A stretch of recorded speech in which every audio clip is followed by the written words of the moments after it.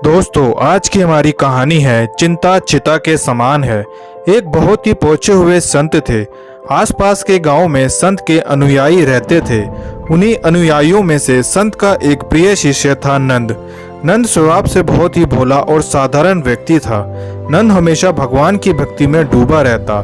संत हमेशा नंद को आश्रम आने और भक्तों को सही मार्ग दिखाने के लिए कहते, लेकिन नंद हमेशा घर परिवार का कहकर टाल जाता। नंद हमेशा कहता, मेरे बिना मेरी स्त्री और पुत्र नहीं रह सकते, मेरे अलावा उनका कोई सहारा नहीं है, मेरे बिना उनका निर्वाह कैसे होगा। संत हमेशा नंद को समझाया करते कि यह सब तुम्हारा वहम है, जैसा तुम सोचते हो वैसा बिल्कुल भी नहीं है। अगर भगवान ने किसी को जन्म दिया है तो उसका जीवन निर्वाह करने के लिए भी उसने कुछ न कुछ इंतजाम जरूर किया है।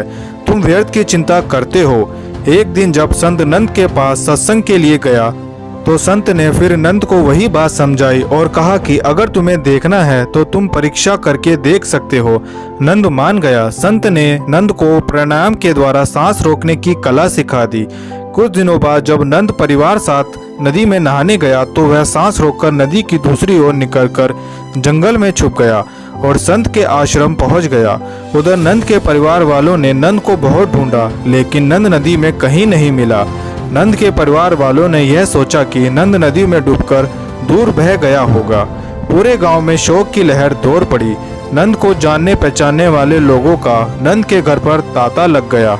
संत के सभी अनुयायी भी नंद के घर गए। अनुयायियों ने देखा कि नंद तो बेचारा मर गया और उसके पीछे स्त्री और बच्चा रह गया। अब इनकी भरण पोषण की जिम्मेदारी हमारी है। बस फिर क्या था, सबने अपनी अपनी तरफ से सहायता देना शुरू कर दी। किसी ने आटे की जिम्मेदारी ली तो किसी ने दाल की जिम्मेदारी ली, किसी ने चावल की व्यवस्था करने की जिम्मेदारी ली। धीरे धीरे सारी व्यवस्था हो गई। संत के अनुयायियों ने गांव के ही एक धर्मशाला में कमरा लेकर नंद की स्त्री और उसके पुत्र की जरूरत की सारी चीजें रखवा दी। साथ ही दूध और बाकी खर्चों के लिए उसके महीने का खर्चा बांध दिया। इस तरह संत के अनुयायियों ने बिना संत के कुछ कहे ही नंद के परिवार के लिए सारी व्यवस्था कर दी। कुछ दिनों बाद नंद की स्त्री संत के दर्शन हेतु आश्रम आई। संत ने नंद की स्त्री से पूछा, तुम्हें कोई तकलीफ तो नहीं है? नंद की स्त्री ने हाथ जोड़ते हुए विनम्रता पूर्वक जवाब दिया, महाराज, जो व्यक्ति चला गया उसकी पूर्ति तो नहीं की जा सकती, लेकिन हमारा जीवन निर्वाह पहले से भी अच्छा हो रहा है। संत ने आश्चर्य से पूछा, पहले से भी अच्छा कैसे? नंद की स्त्री ने आदर पूर्वक जवाब देते हुए कहा, महाराज, आपके अनुयायियों ने जरूरत की सभी चीजें पहले ही धर्मशाला में रखवा दी है और मेरी जरूरी खर्चों के लिए भी राशि बांध दी है। अब जब भी किसी वस्तु की जरूरत होती है सब मिल जाता है। इधर नंद आश्रम के अंदर बैठा अपनी स्त्री की सारी बातें सुन रहा था। नंद की स्त्री के जाने के बाद संत ने नंद से कहा कि तू अब अपने घर जाकर देख कि जो तेरी स्त्री ने कहा था क्या वह सत्य है या नहीं। नंद रात के समय अपने घर के लिए निकल पड़ा और बाहर से ही दरवाजा खटखटाया। नंद की स्त्री ने अंदर से पूछा, कौन है? नंद बोला, मैं हूँ तुम्हारा पति, दरवाजा खोलो। नंद की आवाज सुनकर नंद की स्त्री ने सोचा कि नंद की तो मृत्यु हो चुकी है, यह जरूर नंद का भूत होगा। नंद की स्त्री बोली, नहीं, मैं दरवाजा नहीं खोलती। नंद बोला, मैं मरा नहीं हूँ, तुम दरवाजा खोलो। नंद की स्त्री बोली, बच्चे अगर तुम्हें देखेंगे तो डर के मारे उनके प्राण निकल जाएंगे, इसलिए कृपा करके आप चले जाओ।